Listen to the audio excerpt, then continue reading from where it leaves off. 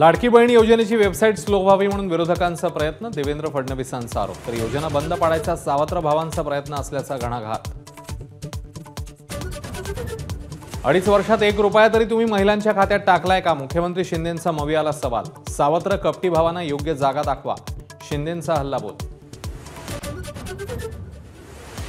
लाडकी बहीण योजनेचे पैसे भाऊबीज म्हणून दिलेत, ते आता परत घेणार नाही। रवी राणा, महेश शिंदेंना अजित पवारांनी मंचावरून सुनावलं।